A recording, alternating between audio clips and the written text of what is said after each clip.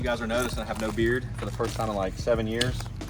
So you're gonna have to, for my kids' sake, I need you to Photoshop in a beard right here. Yeah. Right, just right here. And then maybe some glasses, and then maybe like a king hat, you know. Sure. Just for my kids. Yeah. Neil, is there anything you want photoshopped on you? Just made me younger. Take off 10 years. This has been opened way up.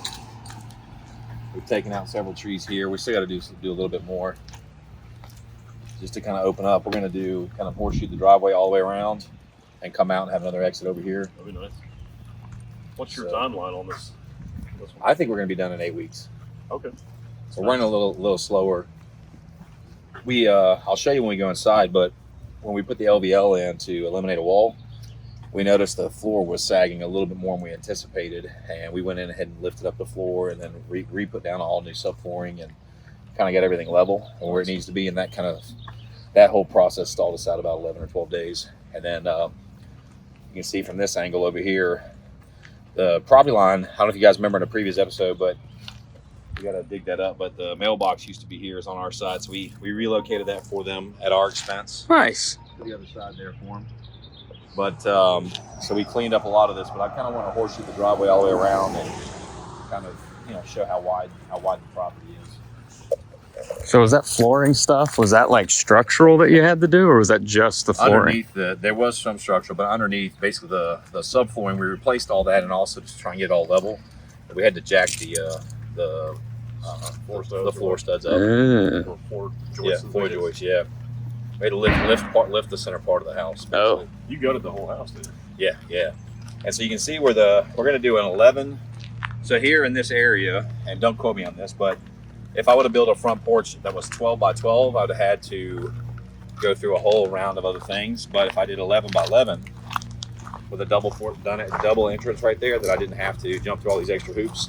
So our front porch is going to be 11 by 11, no larger than that. So that's kind of cool. But I feel like the house is going to come together at the very end, because right now it looks like it hasn't changed much.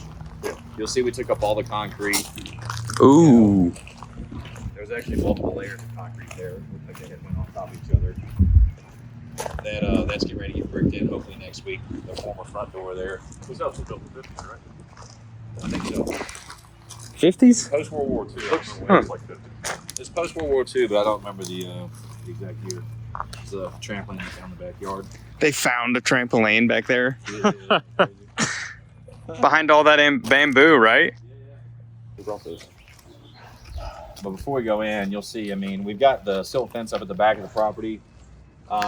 There's actually an encumbrance when we did our survey. You'll see we removed all the fence from there all the way across.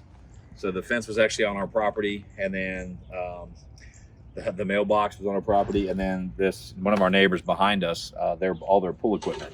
So their gas lines, their plumbing lines, their pool and everything were on the property as well.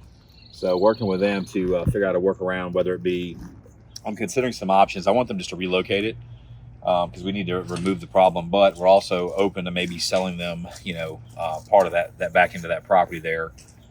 So, we're looking into that. I'll be meeting them out here next week. Nice. So it's definitely opened way up. I don't know. You look at those trees, that's why you don't put vines in your trees. Right? It just destroys all your stuff. We've yanked out so many, man. Some of them look like they might make it, but I'm not sure. So a lot of these trees are dead? Some of them are, yeah. Mm. You can just see they're just... Well, almost. Yeah, it's like they're barely hanging on, and it's also an eyesore, but you can see some of the stuff came in better than we thought, and you can see some of the vines and the stuff's dying off the side of it. Yeah. And some of the trees are actually coming back, so it could be interesting. Those vines are like parasites. Yeah, they took down your North Star that you had. Right? That's why I didn't know how to get here this time. Well, I had to ask We for that opened address. all this up here. I'm not sure what the final plan is yet out here, but we'll go in real quick. And this is a new door, so I'll try not to kick this one in. It's all the wood. Yeah, so if you remember, we put this LVL in, obviously, and we went up. That way it kept the open sight line. But open this way up, there used to be a wall that came here. And then once this is finished being relocated, the electrical will probably be one of the last things. Once this is finished being relocated and completely redone, this will come out. So I mean, it basically just opens up this whole thing here. So you'll see, this is where I was talking about. We went under and down underneath and kind of elevated, jacked up the floor. And, Yeah. What would have happened if you hadn't have done that? Maybe nothing, but it would have clearly been a massive dip. It would have Sag a little bit. It would have sagged quite a bit, even further. These are scary. Yeah, right. This is old fuse boxes. Yeah. And there used to be like there was a closet here, and you know, it's open way up. But you're starting to see. So you're gonna have an island here, double door over there, island here. That right there is going to be the back wall of the kitchen, all your shelving, pantry, everything. You'll have a fridge here. You'll Does it have have a hood? Was there a hood? Yeah, there'll be a hood. You know, oven. Yep. And then you'll have a walk-in pantry here. We're obviously all new HVAC, so all the rough ends are being done. This will be a walk-in pantry here, and then this is going to be a laundry room. Nice. So you have walk-in pantry, laundry room right here. Much better Nice. layout than what was before. Yeah. Yeah, Wasn't this a bathroom before? that was a bedroom. It's way bigger than Yeah. That was a bedroom. And then, so we've turned this one over here into a bedroom. And then we made it bigger. Obviously, you can see we widened it, came up this way. But what we also did was off this main door, this entrance here, apologies, we took that closet and we made, so you can access the closet in the bedroom. And then this part of it is going to be essentially like a linen closet off the living room here. So you'll have a closet here, closet there, kind of reworking the space. You know, you'll see these are all getting ready to be where they're going to have vents where they'll come up to the floor. Yeah. Yep. And then we widened this bedroom. So we made this bedroom bigger. You can kind of see by the floor, right? And there used to be a closet on this side, which ran into that bathroom, which cut that bathroom's entrance way down. You had to turn sideways basically to get into it. And then over here, we did a cut in. So this one will have its closet right here. So basically really changed the layout. You won't know it, but on the other side of the laundry room, here's a closet. Other side over there is the pantry. So closet in this bedroom, we made the bedroom bigger. Every bedroom in the house got bigger, and the bathrooms got bigger. And we got rid of a lot of the clutter. And really opened up, like this master bathroom really opened up. I don't know if you remember what it looked like, but it was nowhere near as wide as this. This is 2 to 3 times the size. I remember there being black mold for sure. Right. And so, you know, and then same thing, master's gotten a little bit larger. And then, you know, it'll have all new insulation, all new HVAC, all new insulation, all new electrical, all new plumbing, all new rough ends, everything. So, you know, turnkey. So master bath, secondary bathroom here. Again, this will open up. This big open area here. You know, that bedroom's got its closet, that bedroom's got its. I mean, I feel like the layout really drastically improved. Yes. So I think we spent too much money, to be honest with you, on the kitchen. I think I'm like $38,000 on the kitchen, counting the appliances. Ooh. So yeah, we went a little overboard on that, but It'll be nice though. You think it'll? It's a nice neighborhood too. So. yeah. I mean, you'll get like a return on that though, right? I mean, like, have you done all that calculation? Well, this brings a premium. This location brings a premium rent. So. So when you're talking about an exit, I still think the plan is just, you know, since my friend Mike is not going to buy it, I think our plan is to sell it.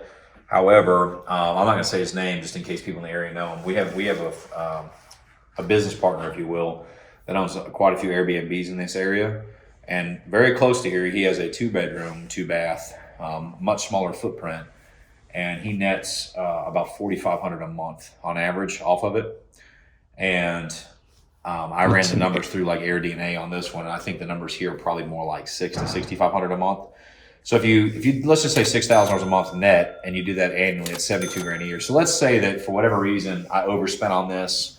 Let's say the market shifts, it comes down, and I don't feel like I can exit it properly with a sell. I could also change the use, and the exit might become, hey, let's do an Airbnb or VRBO, STR, short-term rental.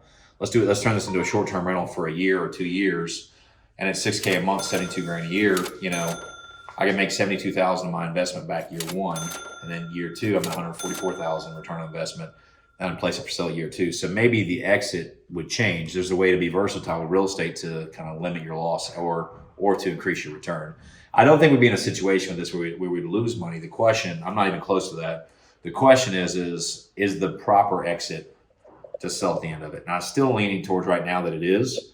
But if that was to change, if some factor changed, the economy changed, if things continue to drop, the feds keep raising the rate, if some other factor changed, then I could always choose a different exit path and still be able to, make it make sense. And if you don't exit, it's still a good yeah, I'm going to hold on to it forever if I wanted to. I love this. I can't say enough about this area. I read the Fed was supposed to stop rate increases this month. Hopefully. Yeah, they just did another one, which, pretty much everybody was under the understanding they were going to do it again. So we'll see. I hope this is the last month. Yeah.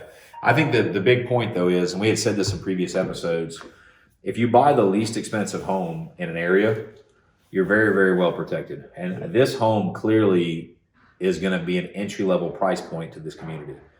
And there's been several homes that have sold there was the cheapest home sold in the 400s, and it sold pretty much instantly. One at $599 went under contract, $649 went under contract, and there's some there in that $699 to $750 that's still at lower end for this area that are sitting a little bit. But that being said, there's also homes that have sold that are $2.5 million and $4 million. There's stuff under construction that's multiple million. So I think that's really indicative of what's going on in the world. There's less buyers at, say, 750 plus, less buyers at $1 million plus, but there still are buyers. Yeah.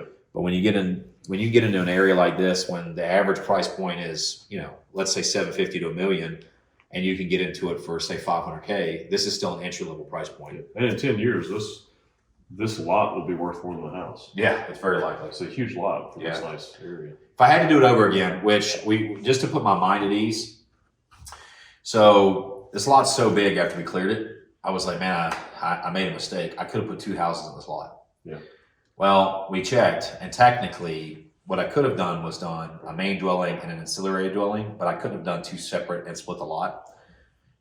Because it basically essentially it's like 40,000 square foot lot requirement. And this is like somewhere between like 1.3 and 1.5 acres approximately. We'll get that off the survey, but it was just under enough of the square footage that both lots would meet that minimum requirement. Right. So I would have had to done something else to get a little bit more square footage to make sure, but I could have done an ancillary dwelling and we could have changed it up. It'd be great for VRBOs. Yeah. So I could have done something else. However, now that I know that, because I was kicking myself, I was like, man, I could have done 2 houses here. What's an ancillary? Ancillary dwelling is kind of like almost like a mother-in-law suite or a garage with a house on top of it, right? I can't separate out the property itself and separate it and cut it in half, but I can do another dwelling on the same land, right? That's part of the one parcel. Yeah. So that would have been a creative idea that I could have done. But I'll tell you, there's some other land in this area that I think we can do something creative with that I'm looking into. And so, this deal will just parlay into other deals. Yeah. So I still think in this area, in this community, any of these entry level price points, they're disappearing. There's only going to be so many of them, right? And there's only so many older homes that have good bones that you can go in and restructure. Most people are just going to come in, scrape the lot, build their McMansion, call it a day. So I think over time, these will become less and less and less. Yeah. Right? And every time that happens, it just brings the whole market up. Yeah. So there's a few deals left. What is this going to look like? So ideally, and we'll see, but in theory, it's going to look like a double door with an 11 by 11 porch off the front. Okay. Right. So is we have it an enclosed porch or is it open? It'll be open. Okay. Yeah, open porch, 11 by 11 with a big double door. Should have a grand front entrance. So in theory, you walk in and we've got should just be open, right? Yeah. Are there gonna be more windows or? Oh yeah. So window on that side, double window on this side. So we'll see how it plays out. But yeah, it should be very well lit. Nice. Yeah. So do you guys do that a lot with deals where it's just like, oh, we'll do this one and then it will, like you said, parlay and do another bigger one? Another deal. Yeah, because I don't need so what I'm doing right now is essentially active management of my money. Right, Neil and I are actively, when we do projects, sometimes we're actively managing, and there's things you can passively manage. I believe passive management or lack of management would be you just do a 401k or an IRA, you just give your money to somebody else and let them, take your chances.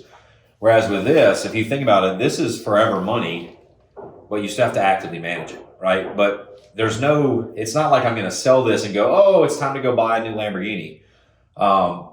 This is money that's earmarked for investment, right? This is earmarked for investment for forever. This is also a baby investment. Yeah, this is probably the smallest house I've done in a while.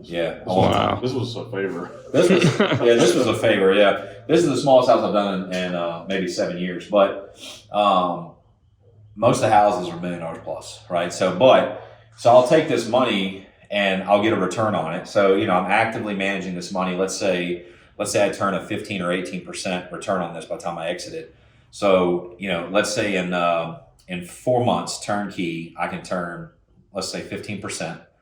In 4 months. Well, if I could take and go and reinvest the money in another 4 months, turn another 15%. Now I've taken the same money and turned a 30% return in 8 months. That's great. Right. The better that I can, and when you're in this specific example, the better that I can flip this house and the quicker that I can do it, more efficiently I can do it, then I can compound the return. Right. But the goal with this money is just to find another project to put it into. Right. The goal is not for me to go buy something.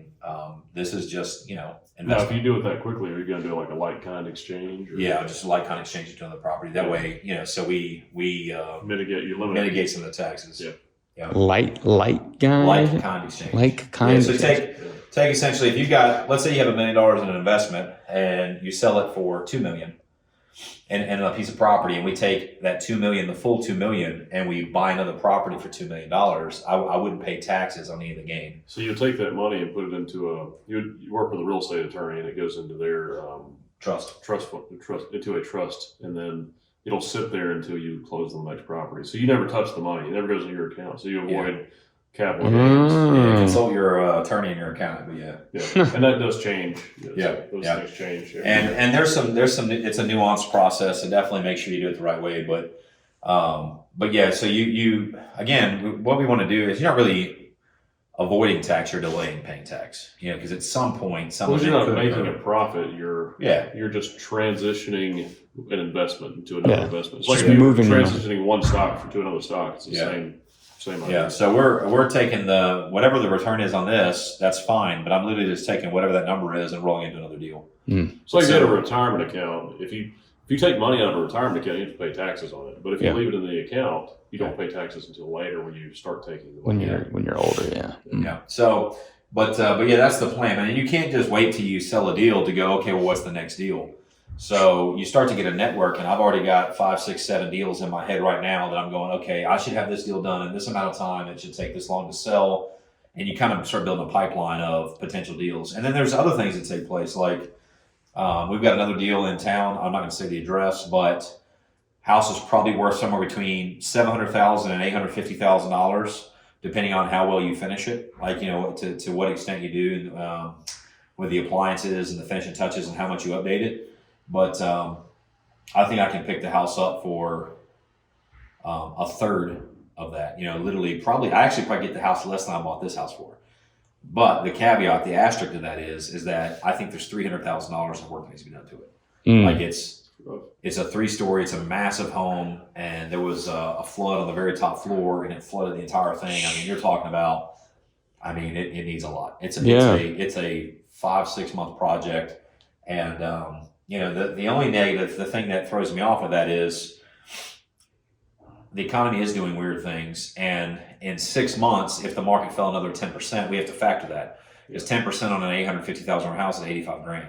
So we just got to make sure up front that the economy, the Fed, these other factors that change don't erode my profit. Yeah. So when I look at a deal that takes that long to finish, on my end, it might be a situation where, hey, maybe I wholesale this deal out to somebody else. Maybe I'll let somebody else do it. So, maybe I find another person that's willing to take the deal on. I've got it turnkey for them. I turn a small amount of profit up front just to turn the deal to them. I'll buy it, I'll put it under contract, and then I'll sell it to them. And then they're going to be the ones that do all this stuff. So they'll get the big payday at the end, and I'll make something small at the beginning just to throw them a bone. So you start to build a network where you can start getting a series of homes kind of lined up. Yeah, like a pipeline. It's a nice pipeline. And some things I do want to take on. It's a solid deal house, but I may not have an appetite for it, right? And so I can pass a solid deal to somebody else and do somebody else's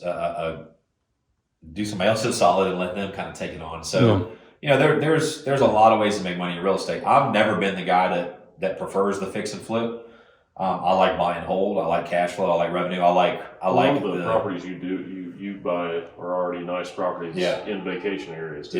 Yeah. I do a lot of like oceanfront, waterfront, lakefront. I like a more buy and hold method. Fix and flip, wholesaling a deal, all those things, they just get you paid one time, right? Whereas, here's another angle to look at it. Let's say that I sell this house one time, and let's say my profit margin on this house, let's say that I turn $80,000 in profit on this house, right? Selling it one time. I already told you I could turn $72,000 a year annually running as an Airbnb, VRBO, short-term rental, STR, right? So if I can make 72 grand a year annually, why would I sell it one time and make 80K? Yeah. So the lower that number comes, because this one's a perfect STR based on where it's at, the lower that number comes for my exit, I can start to make my exit every single year and still maintain the property and still own the property, right? And, so you start to look at it and go, why would I not just do it? And then you got to think, there's some negatives with an STR. It literally requires active management. We've got guests coming in, checking out. The units have got to be turned over. It requires a lot more work. You're a property management company too. Yeah, I own a property management company, so we'll delegate it out, but it requires a lot more work than if we do a long-term rental. Long-term rental is what most people traditionally like. They go in, your rent's $1,500 a month. You take it as it sits. Essentially, you furnish it with your own stuff, and as long as the tenant pays that once a month, you don't ever have any conversations, right? So long-term rentals are very close to passive, whereas a short-term rental is very actively managed. Yeah. But that's the thing. So when I'm considering exits, again, if I can get paid my exit every single year, if that number starts to drop, then I may choose a different exit. I may say, well, wait a second. If I can sell it and make this, but I can rent it and make this annually, why would I just rent it? And so the plan would be, hey, switch to an STR. We fast forward 2 or 3 or 4 years. Let's say the market recovers, whatever starts to happen, and next thing you know, instead of me selling this house at 500 grand, maybe it's at 650, 700,000. Now I've made a couple years of revenue off the home, and I'm selling at a higher exit point. Then that may make sense. And then again, what am I doing? I'm only taking and selling and repositioning into another house, another commercial property, whatever. Yeah. Well, yeah. So I'm very excited about it. I'm very excited to get it done. Yeah. Get it done. It seemed like there for a little bit with some of these things that we had to do that it slowed it down a little bit. And if you're expecting 8 weeks, it's probably gonna take 12. Yeah. So because everything's always behind. But it sounds like all the things that you're doing that are taking a while are going to benefit you in the end, right? I mean, the floor stuff, it's going to add a lot of value to all this stuff. And I think we talked about it one time before. I would rather overspend on the house and know that every single issue's been taken care of, and I can sleep at night. And I think it's a win-win. So whoever buys this home eventually, we didn't cut any corners. And I think that's key. I actually spent too much money. We did two nights of appliances. There's definitely things that we could have done that would have lowered the amount that we spent. Yeah. But I usually do things based on the way I would want them as a minimum standard, and that causes me to spend more money. But at the end of the day, again, I feel like there's a lot of added value for the person on the other end of the transaction. So, helps me sleep. Quality is important too. Yeah. Neil and I have that in common. I think we both take a lot of pride in projects we have. Yeah. If we got our name attached to it, then it should reflect that. Yeah. So you see, we were literally in these mounds. You see the bamboo growing? Mm-hmm. Oh, yeah, wow. That's why we have to get all the root system out of here, but it's still, you'll see some of this. Let's go show. So these guys are going to love this. Yes, So you have to kick down. So some of the shoots that are still surviving, you've got to kick them down. Yeah, bamboo's an invasive species, so don't plant on your property. I'm so over it. But you'll see, man, the shoots are just popping up. We thought we got all the roots, but then, you see it? But when they're like this, they'll shoot up twice a year, and you literally just got to break them, and that way before they actually get stronger. But if you let them get up a little bit, you just kick them over with your feet or break with your hand. But they just keep shooting up. So I've been told they'll shoot up in the early spring, and they'll shoot up again in the fall. So, and believe it or not, we've been out here, I don't know how many times kicking them down. They just keep shooting back up. And they're shooting up. So that's we dug up the entire root system, and now the bamboo forest is starting to grow in it. Yeah. If we leave it there, that's what would happen. It'd be a mound of bamboo. Yeah, just keep burning. Just throw a bunch of this shit on their property. Right. I don't know, man. at first I was like, oh, bamboo's not a problem. I don't know who would ever plant bamboo. It just takes over everything. Yeah. I mean, look at all this open space though. It was all just bamboo. Yeah. So they just Well, you saw they used to have a playground and a trampoline and all this other stuff, and like the bamboo just took it over. They like parasitic plants. Yeah. Some guys like women like that. So, like, what's your guys' answer when people are like, some people I know are like concerned, oh, if people keep buying property and then like there's so many Airbnbs, like, how do you talk to people who are concerned about all the houses, the a lot market? of people getting out of the Airbnb business. So there's this, if you get on, all you do is get on YouTube and search Airbnb bust, Airbnb. I lost money in my Airbnb because you had a lot of people just like anything else. They get on the tail end of something. When you're at the barber, when you're at home, when you're at Thanksgiving, when you're at July 4th coming up, when you're at any family event, and a person that is not typically an entrepreneur or a business person, and they're giving you advice, you should be very cautious. Yeah. Right. And that's what it got to. Everybody and their mom was printing money in Airbnb and VRBO.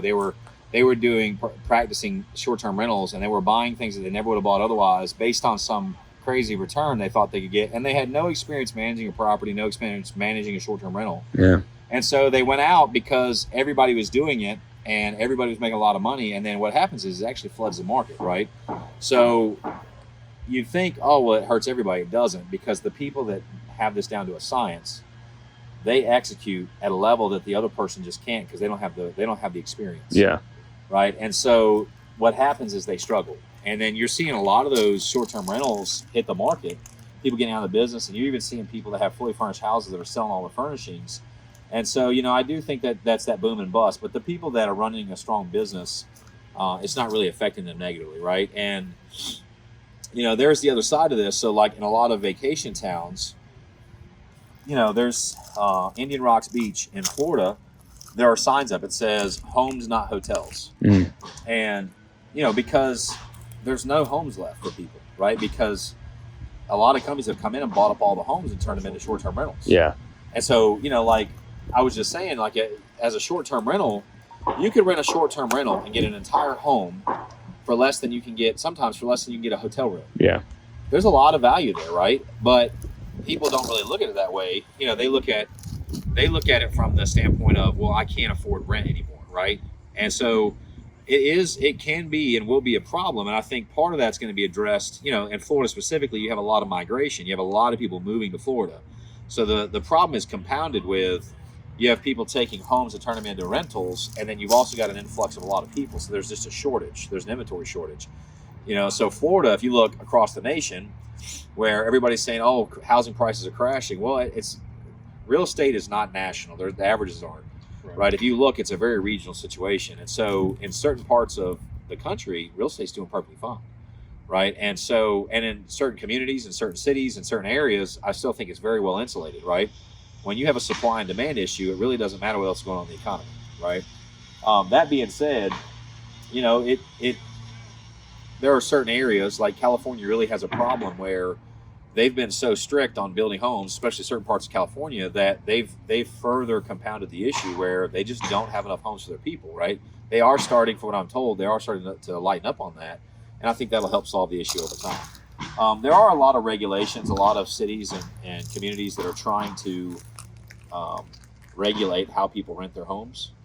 It gets really, really difficult, right? And how do you define it, right? So, you're willing to allow people to rent their homes, but not short-term. Right? Because you're around long-term rental LTR. So, hey, long-term rentals are fine. You can rent month to month. Can you rent 4 months at a time, 6 months at a time? Like what becomes short-term rental? Right? So then they got to define that. It's subjective, so how do you legislate it out, right? And then if you own a property and I want to rent it to you by the night, I should be able to do that. Yeah. Like I kind of believe that you should be able to do that. Yeah. And if you have a community that maybe has an HOA and they want to vote out no short-term rental for reasons, as long as it's clearly disclosed up front, anybody that was already doing it would be an existing non-conformity. But after the fact, if you had a group of people that said, hey, in this area we just don't want short-term rentals, and everybody voted to agree and the community agreed, on that level, somebody else comes in after the fact and decides they want to turn it into a short-term rental, I would be fine with that, saying no, this not in this community, right? I don't think HOAs have that. I don't think authority they in have. North Yeah, Carolina. I don't think they can either anymore. Now there could be an ordinance, like a city ordinance, that says in this zone you can't have short-term rentals, right? Yeah, it's going to be really interesting to see how it plays out. It's definitely a controversial topic. You know, I think what should be the controversy is planting bamboo. yeah, don't plant bamboo. And all these vines, man. Or vines. So, but yeah, you guys are noticing I have no beard for the first time in like 7 years. So you're gonna have to, for my kids' sake, I need you to Photoshop in a beard right here. Yeah. Right, just right here, and then maybe some glasses, and then maybe like a king hat. You know, Sure. just for my kids. Yeah. Neil, is there anything you want photoshopped on you? Just make me younger. Take off 10 years. So like with Airbnbs and stuff like this, like what's the budgeting you have for like when people come in to clean it and like, Man, it just that depends. kind of The best stuff? thing you can do is already have your own cleaning service. Yeah. But I mean, you know, a lot of the places will charge $150 to $250 as a cleaning fee at the end. That more than covers it. There are some areas, like depending on how big your house is. You know, I've got a house that's 9,800 square feet, and for the whole thing to be cleaned, I mean, it's a $1,200 to clean it. Yeah. So like if somebody stayed in that house and I had to have it professionally cleaned after the fact, I mean, that's legitimately an expense I'm going to have. Because that's a lot to clean, right? But I have noticed a trend in a lot of the short-term rental space where they're lowering the cleaning fee or eliminating altogether as a carrot, as something to try and incentivize people to use their property over somebody else's. Yeah. And you know, if you own your own cleaning company or you have those people independently contracted at a rate that you can get scale, you know, you can compete. Whereas one person might be able to get their unit turned over for $50, yours might be $150. Right, so you know you can waive that, and it's less impactful on your bottom line. So Nice. Oh, fun. You seem a little more tired than the last time we were here. I'm exhausted. Go and tell see the yard finished. I think I'm exhausted though. This has nothing to do with anything, but I'll just say, I signed up for a triathlon in September. Yeah. Oh, great! Congrats. Running 5Ks. Yeah. And I'm dropping weight, and I'm like, I think that's part of the me being tired. And then also, I was just telling Neil when we got here, we had a stressful meeting beforehand, and stress makes you tired. Yeah. You know, so you have to be really mindful of that. You know, and the stressful meeting could have been avoided. It's just a communication issue, right? Yeah. Clearly communicating, setting a standard, and that's partially my fault too. So making sure that everybody's on the same page and everybody understands what's going on if you're involved in the deal. So yeah. But other than that, it is what it is. Mm-hmm. How do you guys maintain the stress and Don't stuff shave your in beard. Venice? My balance has been off. Yeah. You know, I went to do a push-up the other day and my chin hit the ground. You know, I lost my depth perception, I think. You're like the people who dye their hair. This is like your stress response, I guess, shaving your beard, right? No, yeah. Oh, you're trying to get more aerodynamic for Yeah, the that's what it 5Ks. was. Yeah. As if that's the problem was the beard. Not all the Yeah. weight. Well, I think people like Daniel and I, we like stress. Yeah. Some level of it, yeah. Positive stress. Manageable. It's negative right? stress that it takes a toll, but positive stress is good. It drives you. It's like, you know, we all have anxiety, but some of us are able to use that anxiety to push us. So I think anxiety for me is a motivating tool. I agree.